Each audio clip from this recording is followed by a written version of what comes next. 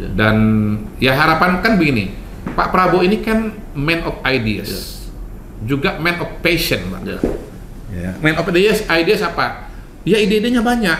Beliau ini kuat sekali membaca gitu. Nah, bukti Pak Prabowo itu kuat membaca dari mana? Bacalah buku kepemimpinan militer jilid 2. Di situ buku-buku rekomendasi Pak Prabowo, buku-buku yang beliau anggap bagus tentang leadership, tentang strategi, tentang militer dan seterusnya. Nah, yang kedua, beliau ini man of passion, orangnya full of passion, Pak. Orangnya sangat bersemangat, hidupnya tuh penuh dengan semangat. Beliau nyanyi itu, Pak, adalah ekspresi semangatnya itu, Pak. Nah, dia punya passion untuk mengentaskan rakyat Indonesia dari kemiskinan. Dia punya passion Indonesia harus jadi negara maju. Ini negara besar. Kita ini negara penduduk terbesar keempat di dunia. Kita harus punya mobil sendiri, punya komputer sendiri. Man of passion, Pak. Man of ideas. Jadi saya kira tantangannya, dari saya lihat, tantangannya bagaimana pembantu-pembantu beliau ini, baik di tingkat pusat maupun di tingkat daerah, mampu mengoperasionalkan cita-cita besar dari Pak Prabowo itu. Telah terbit Majalah Politik Indonesia edisi ketiga bulan November 2024. Membahas harapan dan tantangan Kabinet Merah Putih yang telah dilantik oleh Presiden Prabowo dalam menghadapi permasalahan selama 5 tahun ke depan. Serta membahas beberapa kinerja dari DPR RI yang terpilih untuk periode ini.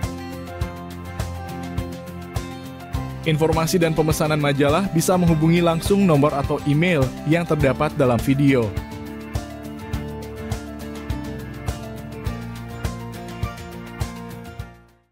Di kanal inspirasi untuk bangsa, mudah-mudahan kanal ini selalu bisa memberi inspirasi, motivasi, dan edukasi.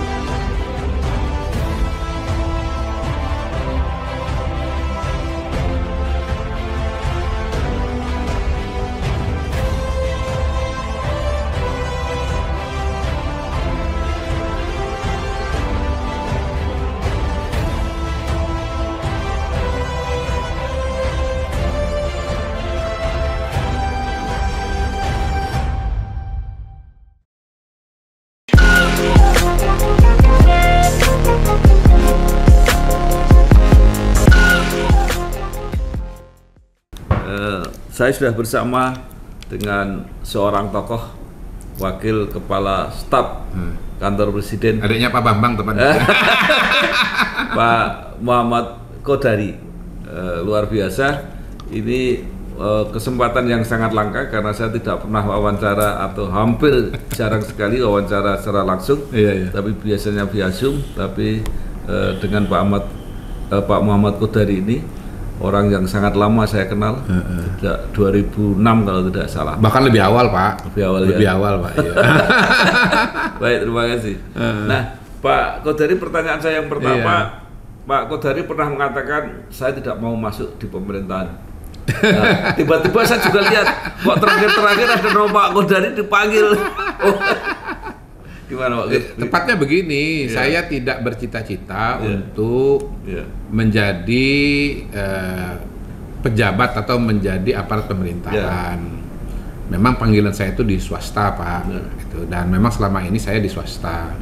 Opportunity untuk masuk pemerintahan itu besar, karena saya akan berinteraksi dengan partai politik, ketua partai, teman-teman anggota DPR, ya termasuk Bapak kan juga pada waktu itu kan Bapak sebagai anggota Dewan juga kurang lebih.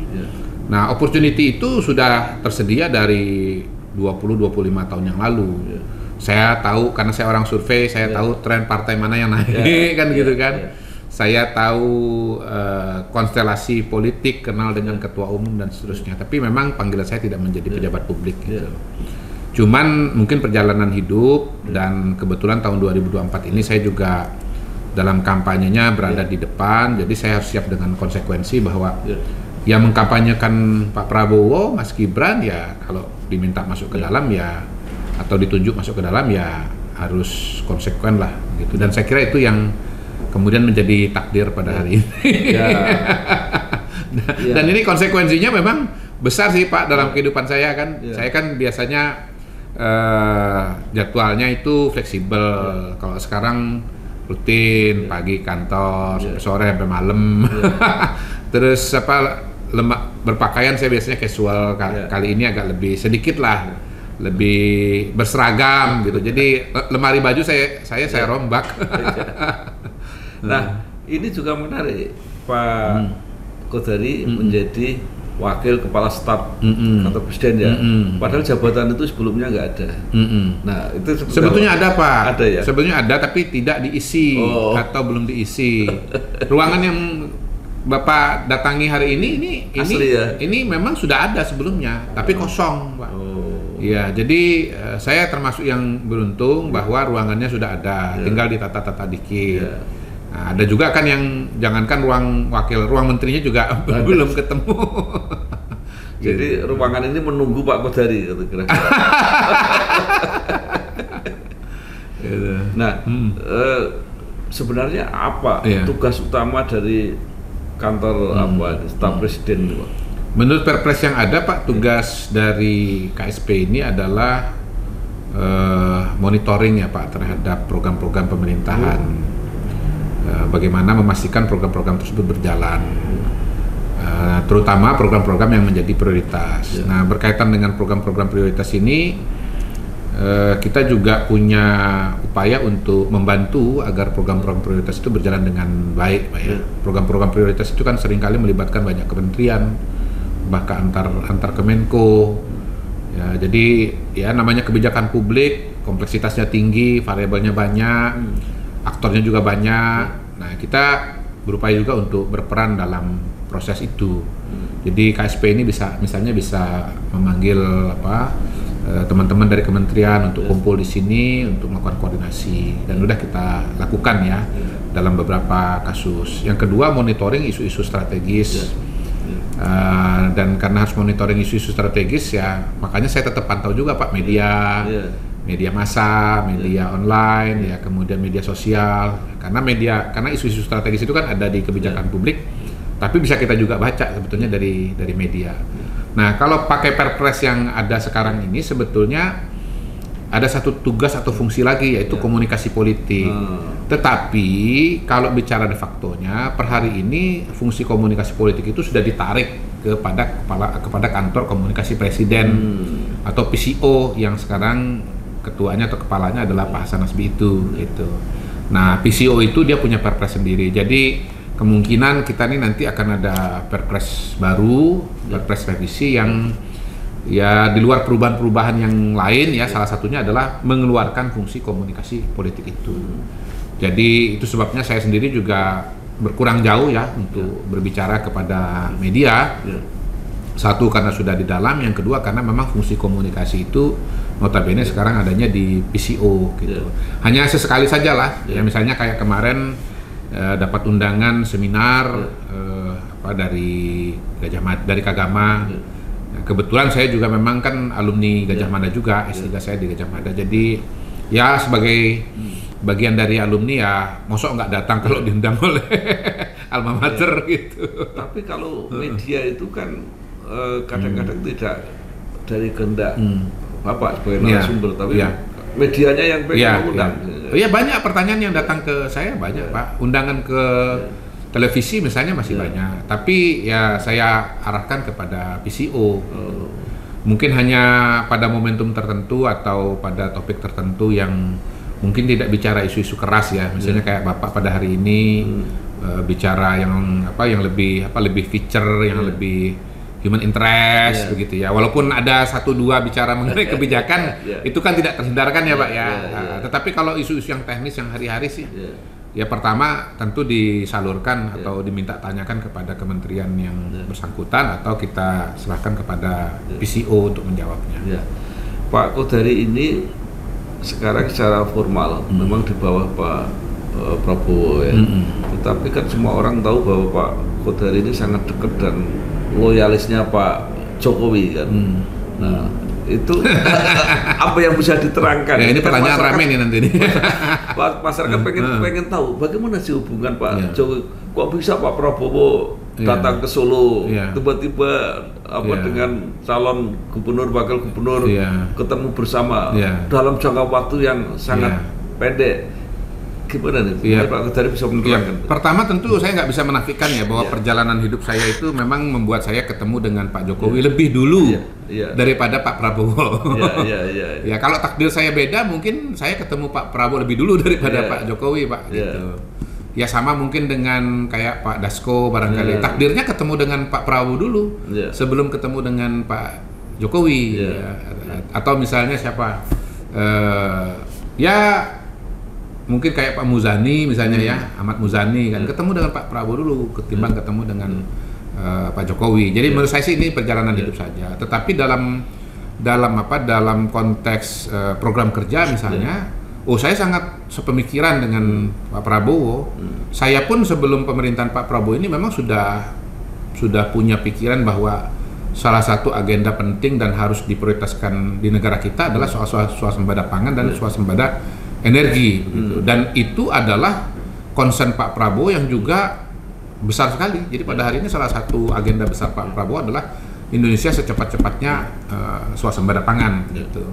Nah, Pak Prabowo ingin swasembada pangan karena apa? Ya nggak ada negara yang kuat kalau pangannya nggak kuat, energinya nggak kuat. Tapi beliau menambahkan bahwa pada hari ini kita berhadapan dengan ancaman yang sangat nyata berkaitan dengan potensi Perang Dunia Ketiga.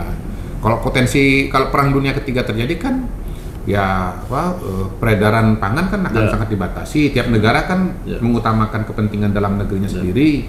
Belum lagi ada kendala transportasi, kan begitu kan? Jadi ya mungkin ada yang nggak setuju dengan ancaman Perang Dunia Ketiga. Tetapi saya sependapat dengan Pak Prabowo. Hemat saya, perang yang terjadi antara Rusia dengan Ukraina, kemudian perang di Timur Tengah antara Palestina dengan Israel, gitu ya, dan sekarang udah mulai meluas misalnya dengan Iran, dengan Lebanon, ya, dan ya dinamika-dinamika yang lain itu bukan mustahil untuk bisa jadi Perang Dunia Ketiga. Dan waktu ketemu dipanggil Pak Prabowo ke Hambalang, ya saya bilang sama Pak Prabowo, izin Pak menambahkan satu variabel lagi yang membuat kita harus mandiri secara pangan dan energi, yaitu ancaman pandemi, Pak. Pandemi kita sekarang ini, mungkin saya pernah cerita juga sama Pak Bambang, kalau dulu ya, itu siklusnya 500 tahun sekali, 200 tahun sekali, gitu. Tapi sekarang bisa terjadi setiap saat, karena lingkungan kita sudah jauh lebih rusak, mutasi gen juga sudah luar biasa. Jadi dua ancaman itu, Perang Dunia Ketiga dan pandemi, membuat memang kita harus secepat-cepatnya mandiri secara pangan, gitu. Jadi kalau dalam soal ini, Pak, soal prioritas ini saya sama betul dengan Pak Prabowo, gitu.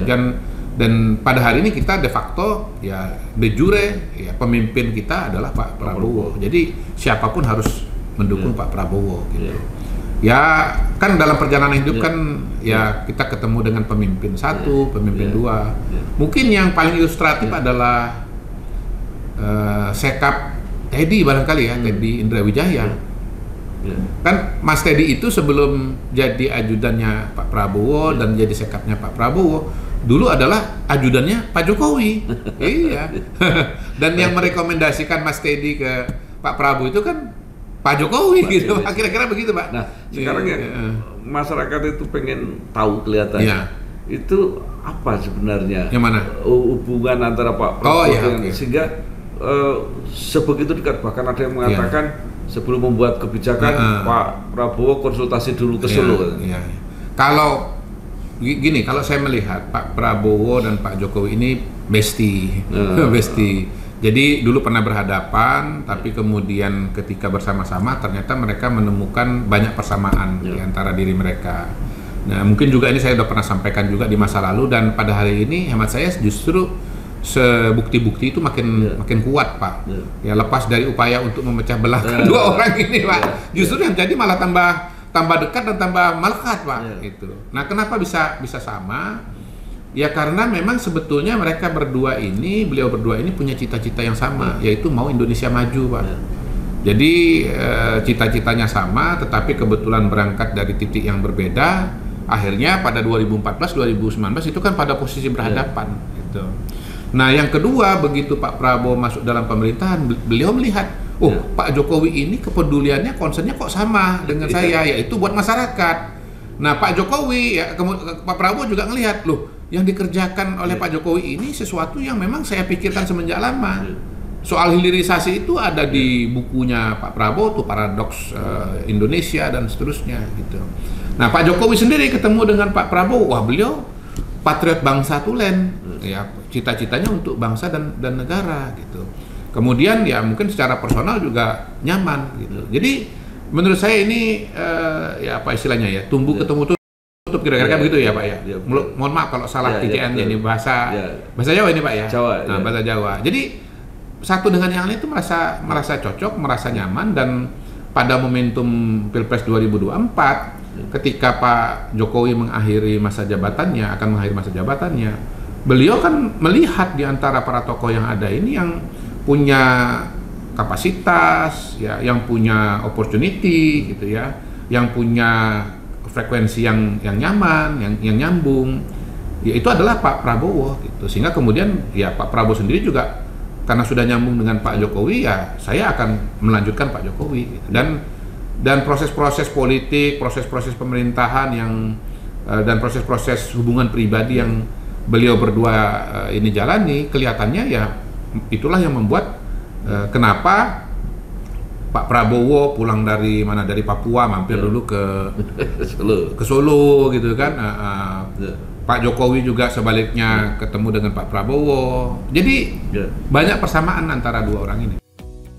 Telah terbit Majalah Kampus Indonesia edisi pertama, November 2024.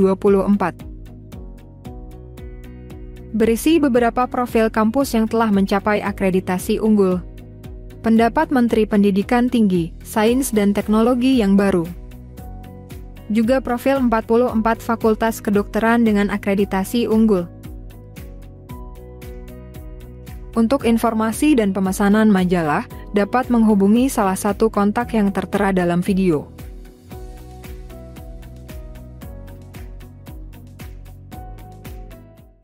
Nah, Pak Kodari mungkin bisa menjelaskan mengapa Pak Jokowi ini setelah turun masih banyak orang yang menyerang terus, bahkan tadi mungkin pengen memisahkan, jadi memuji Pak Prabowo tapi dengan mengkritik keras Pak Jokowi supaya itu ini sebenarnya apa fenomena ini?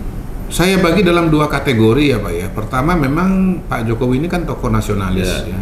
Sementara kita tahu bahwa spektrum politik atau spektrum ideologi politik di Indonesia ini kan tidak tunggal. Ada yang spektrum yang lain yang anggaplah spektrum kelompok katakanlah politik Islam atau Islam politik begitu, yang notabene memang sejarahnya itu pada posisi yang berbeda secara diametral ya dengan kelompok nasionalis atau dengan tokoh-tokoh nasionalis Pak gitu. Itu satu.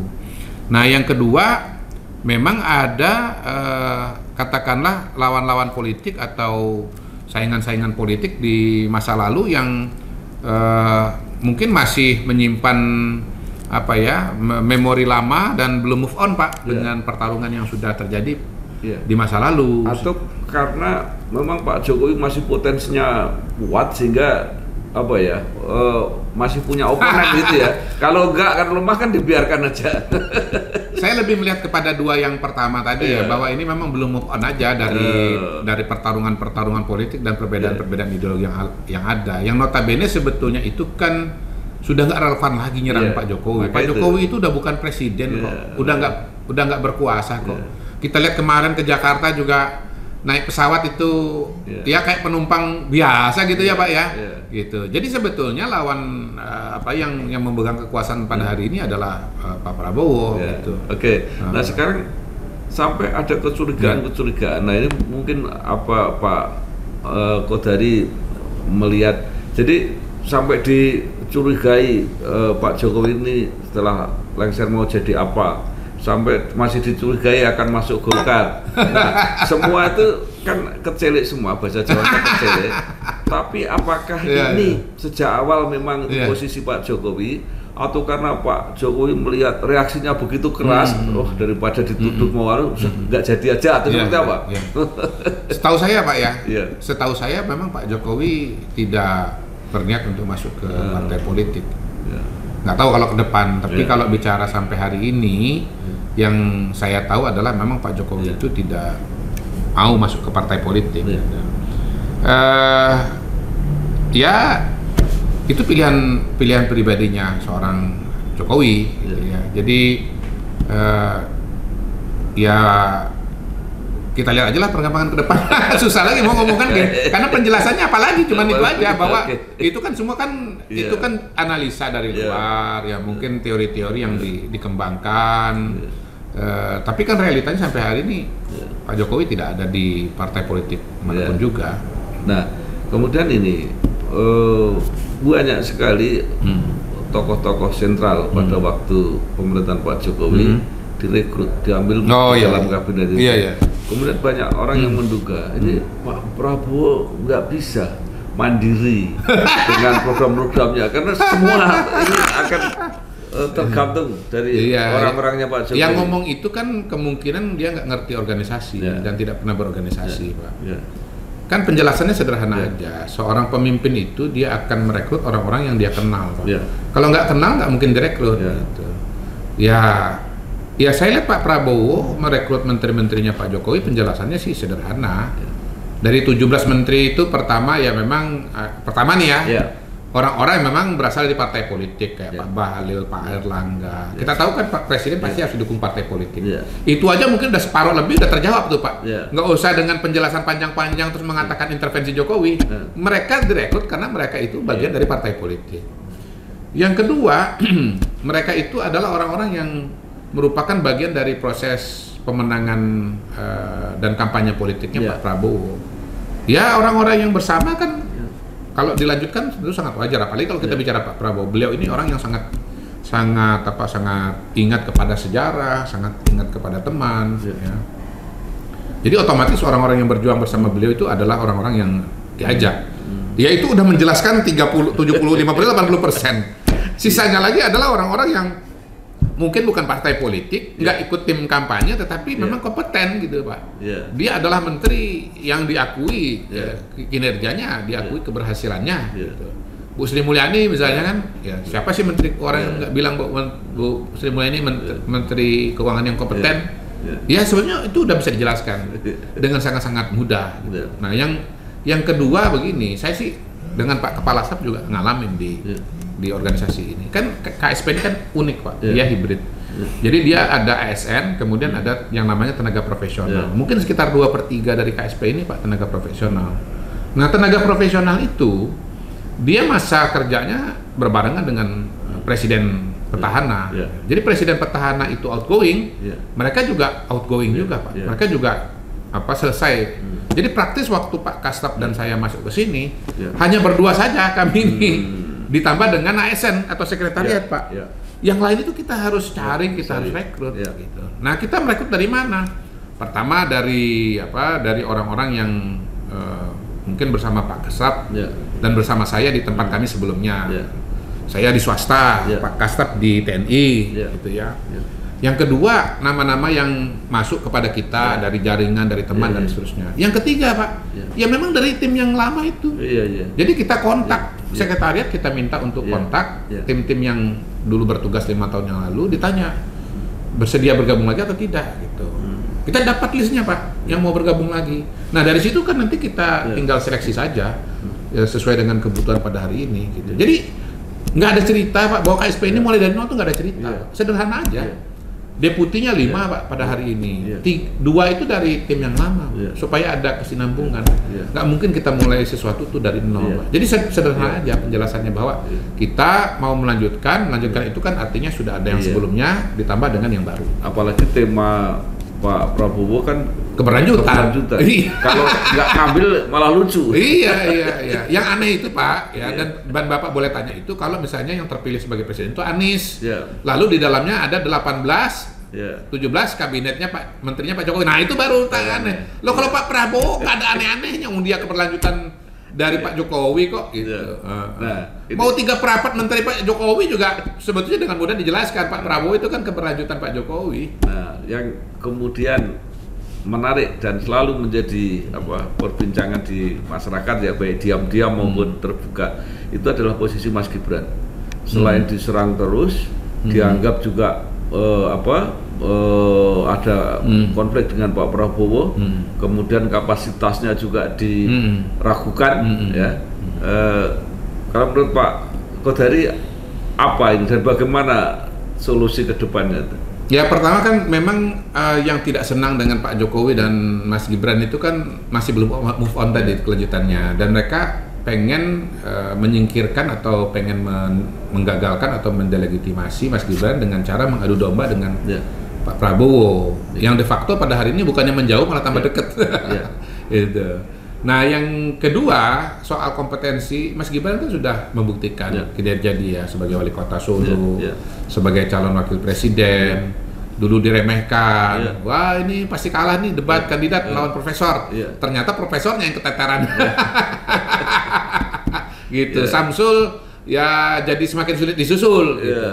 Dan pada hari ini kita lihat Pak Prabowo memberikan kepercayaan yang sangat besar dan kepercayaan penuh kepada Mas Gibran ya. Kebetulan wawancara ini kan dilakukan di saat Pak Prabowo melakukan kunjungan yang panjang ke luar negeri. Beliau mengeluarkan surat yang isinya itu menunjuk Mas Gibran untuk menjalankan pemerintahan. Menurut saya itu dengan sangat jelas menunjukkan bahwa tidak ada keretakan antara Prabowo dan Gibran. Bahwa Prabowo Gibran itu satu kesatuan. Itu ada yang menafsirkan begini, ketika mau keluar negeri Pak Prabowo kan mengatakan para menteri kalau ada masalah-masalah itu langsung telepon saya.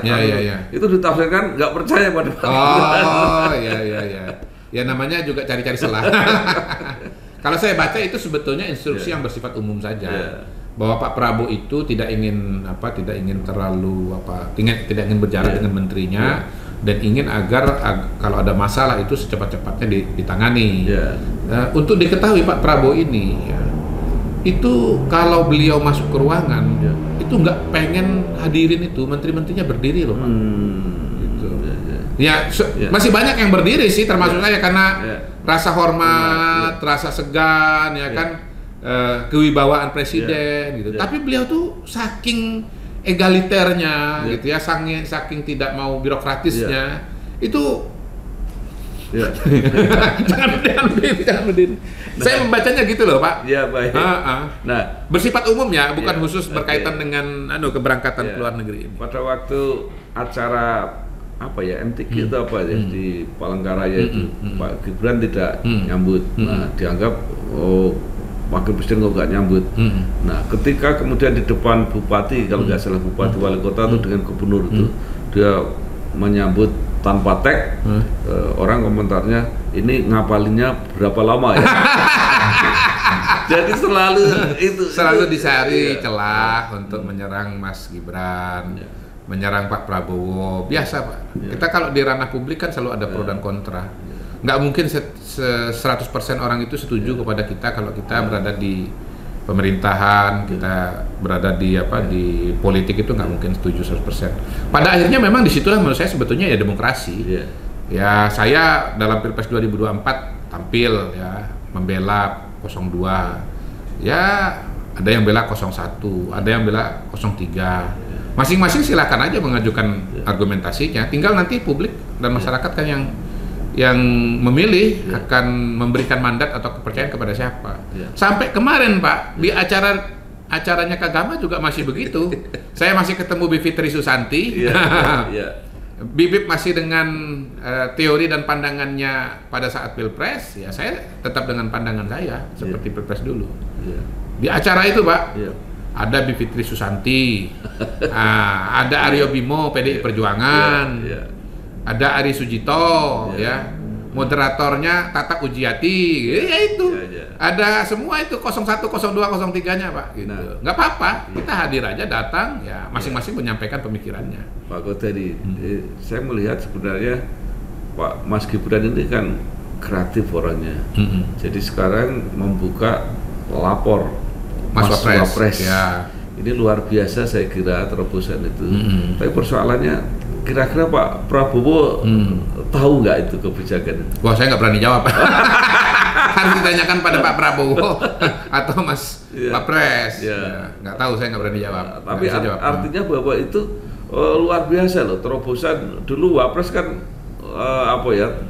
tidak terlalu. Sebenarnya kalau saya lihat Pak, ini sebetulnya ini balik lagi kepada background Pak. Kita itu kadang-kadang mencari penjelasan terlalu jauh.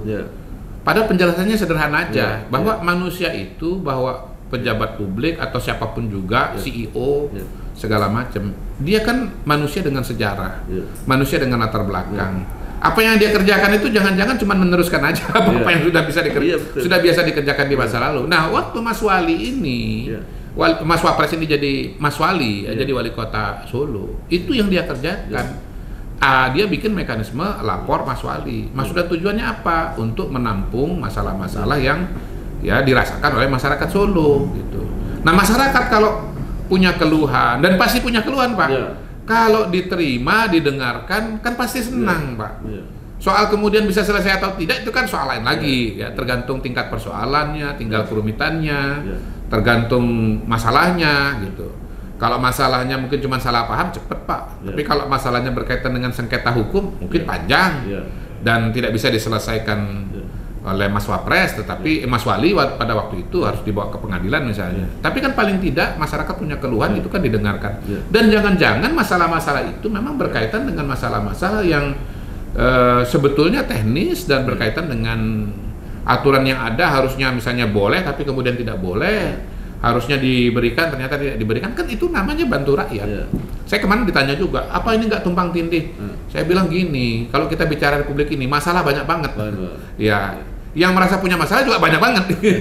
Makin banyak saluran, makin bagus. Sehingga kemudian masalah-masalah itu lebih banyak yang menangani. Jangankan Mas Wapres, KSP pun juga dikirimin orang. Padahal KSP ini tidak membuka tidak membuka program atau tidak membuka posko pengaduan, enggak Pak gitu. Tapi tetap ada yang kirim, hari-hari itu ada aja yang kirim ke saya, mungkin kepada Pak Kasab juga keluhan-keluhan. Nah, saya tinggal teruskan aja kepada Kementerian Teknis atau saya teruskan kepada lapor Mas Wapres gitu. Gitu. Ya kalau saya sih terus terang begitu ada laporan di sini, saya bilang kirim aja ke Mas Wapres. Supaya apa? Supaya jelas tertangani. Dan gampang kan nyarinya. Serepublik ini datang ke Jakarta bisa cari kantor Wapres. Tinggal Google atau tanya sama taksi, saya mau kantor Wapres. Jelas tuh Pak. Kalau kementerian kan mungkin bingung juga di mana kantornya. Belum tentu juga ada posko pengaduan yang khusus menerima keluhan dari masyarakat, belum tentu juga.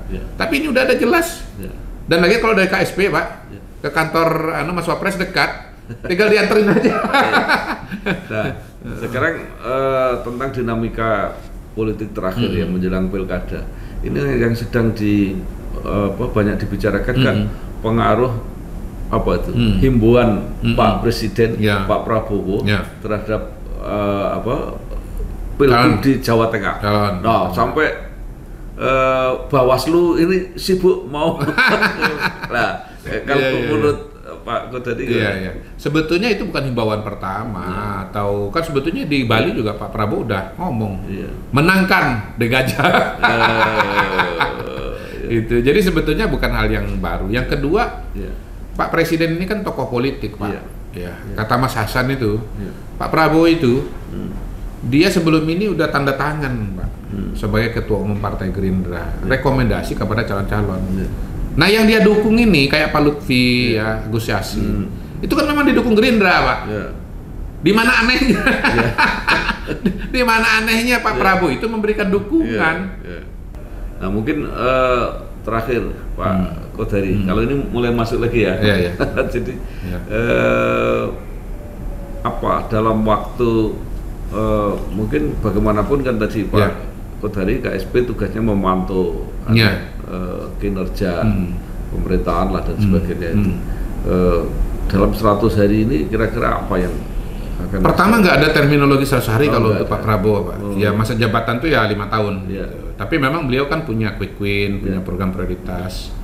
Di situ saya bisa lihat sampai hari ini dari pidatonya beliau, dari arahan beliau, juga yang muncul di media massa.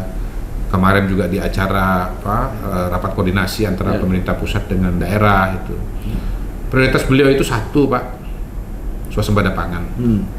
Tadi udah dibahas bagaimana secepat-cepatnya Indonesia itu swasembada pangan, tidak perlu tergantung dari luar negeri, nggak impor, kita udah cukup beras. Yang kedua swasembada energi, secepat-cepatnya bagaimana energi Indonesia itu bisa dipenuhi dalam negeri. lifting minyak mau ditingkatkan oleh Pak Bahlil. Kemudian impor LPG misalnya akan berusaha dikurangi dengan strategi A, strategi B, strategi C dan seterusnya. Kemudian makan bergizi gratis mau diterapkan secepat-cepatnya juga, perkiraan awal tahun depan. Sekarang sedang uji coba di berbagai tempat. Kemudian soal perumahan, ya kan ada target yang luar biasa 3 juta rumah. Pengen agar masyarakat Indonesia yang kurang mampu bisa punya rumah. Pak Ara sebagai menterinya dengan anggaran yang terbatas harus putar otak, harus kreatif mencari jalan-jalan, cara-cara yang tidak biasa tapi tidak melanggar hukum untuk bisa melahirkan 3 juta rumah itu. Yang salah satu strateginya itu adalah menghimbau masyarakat Indonesia yang punya tanah ekstra untuk mengkontribusikan. Pak Ara memberikan contoh sendiri dengan memberikan tanah beliau di Tangerang. Dan saya segera mengikuti. Wah, luar biasa. Dengan ikut menyumbangkan tanah saya di Palangkaraya. 1,4 hampir 1,5 hektar lah. Nah, mekanismenya sendiri bagaimana sedang diproses juga. Karena memang yang dikerjakan oleh Pak Ara ini out of the box gitu. Dicari rumusannya. Kami juga di sini ikut membantu untuk mencarikan rumusannya, mencarikan jalurnya gitu. Pak Ara dengan tim menyusun strategi, menyusun cara, kami juga memberikan saran dan masukan. Supaya apa? Supaya nanti yang terbaik adalah sintesa dari timnya Pak Ara, dari masukan dari kami gitu, Pak. Dan ya harapan kan begini, Pak Prabowo ini kan man of ideas. Juga man of passion, Pak. Man of ideas apa? Ya ide-idenya banyak. Beliau ini kuat sekali membaca gitu. Nah, bukti Pak Prabowo itu kuat membaca dari mana? Bacalah buku kepemimpinan militer jilid 2. Di situ buku-buku rekomendasi Pak Prabowo, buku-buku yang beliau anggap bagus tentang leadership, tentang strategi, tentang militer dan seterusnya. Nah, yang kedua, beliau ini man of passion, orangnya full of passion, Pak. Orangnya sangat bersemangat, hidupnya tuh penuh dengan semangat. Beliau nyanyi itu Pak adalah ekspresi semangatnya itu, Pak. Nah, dia punya passion untuk mengentaskan rakyat Indonesia dari kemiskinan. Dia punya passion Indonesia harus jadi negara maju. Ini negara besar.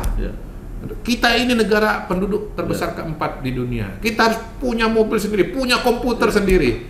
Man of passion, Pak. Man of ideas. Jadi saya kira tantangannya, dari saya lihat ya, tantangannya bagaimana pembantu-pembantu beliau ini, baik di tingkat pusat maupun di tingkat daerah, mampu mengoperasionalkan cita-cita besar dari Pak Prabowo itu. Jadi tantangan kita pada hari ini, Pak, tantangan teknokrasi, Pak. Bagaimana putar otak, mencari ide, mencari gagasan, cara-cara terbaik untuk mengimplementasikan cita-cita Pak Prabowo itu. Bagaimana cita-cita beliau untuk mengembangkan sumber daya manusia lewat makan bergizi gratis bisa dilaksanakan di seluruh Indonesia. Bagaimana cita-cita beliau Indonesia jadi negara yang mandiri secara pangan diterapkan di lapangan. Misalnya dengan lumbung pangan misalnya gitu. Lumbung pangannya di mana? Di Merauke, Kalimantan Tengah, Sumatera Selatan. Bagaimana cara melaksanakan? Bibitnya apa? Strateginya apa? Nah, implementasinya itu ada di tangan Pak Mentan gitu. Pak Mentan harus merumuskan kelembagaannya, organisasinya. Ya, mungkin akan ada perubahan-perubahan besar di sana. Karena kita tahu bahwa pertanian ini, Pak, dia suatu rangkaian yang sangat ketat, Pak. Kalau satu elemen saja, misalnya pupuk gitu ya, tidak tersedia pada waktunya, tercapai nggak produksi? Nggak tercapai, Pak. Air, Pak, ya kan? Harus tersedia. Kalau nggak ada air, nggak mungkin tumbuh, nggak mungkin produksi. Target tidak mungkin tercapai. Jadi menurut saya tantangan terbesar pada era Pak Prabowo ini adalah tantangan teknokrasi, Pak. Kalau ide gagasan top, udah paling benar, Pak. Udah paling benar, sudah mencerminkan situasi dan kondisi di lapangan, sudah mencerminkan rute yang paling rasional untuk dijalankan. Jadi tantangan itu pada tataran teknis, tataran teknokratis. Pak Kodari, ada satu lagi pertanyaan. Target Pak Prabowo ekonomi tumbuh 8%, itu kira-kira seperti apa? Lebih baik ditanyakan supaya nanti ya Menteri Perekonomian ya, Pak ya, gitu ya. Nah, tapi kalau buat saya begini, yang penting dipahami oleh masyarakat Indonesia, prioritas Pak Prabowo itu adalah ketahanan pangan, ketahanan energi dulu, gitu ya. Kalau saya sempat usul juga, Pak, ketahanan kesehatan, Pak. Kenapa ketahanan kesehatan, Kodari? Karena ya balik lagi, Pak. pengalaman kita pandemi menunjukkan pertama vaksin kita dari luar. Yang kedua Pak, obat-obat ini kita tergantung dari luar juga Pak. Kita kemampuan produksi bahan-bahan obat itu kurang Pak. Gitu. Nah, ini dulu Pak.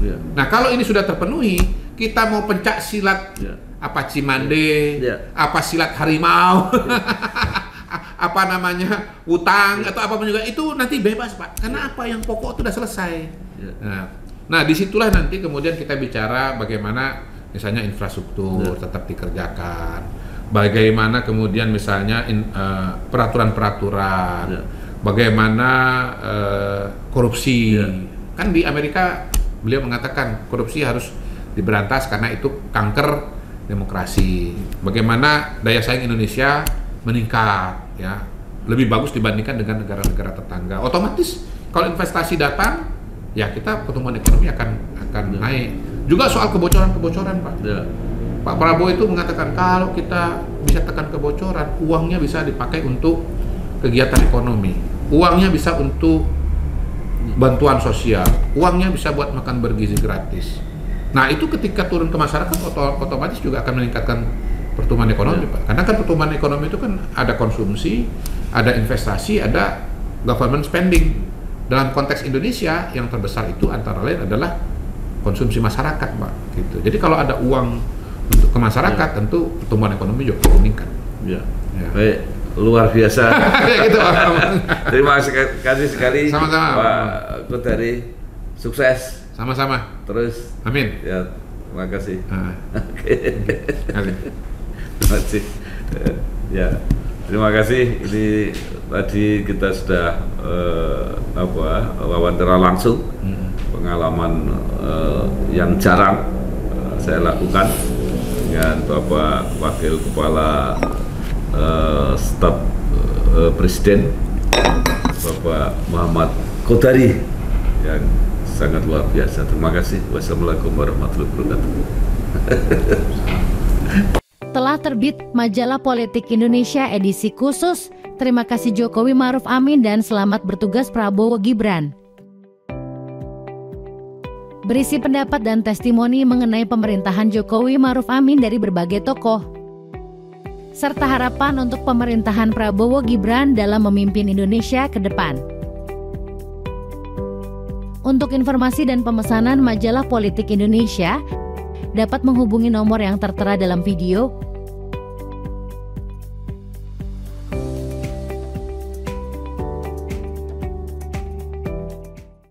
Di kanal Inspirasi untuk Bangsa, mudah-mudahan kanal ini selalu bisa memberi inspirasi, motivasi, dan edukasi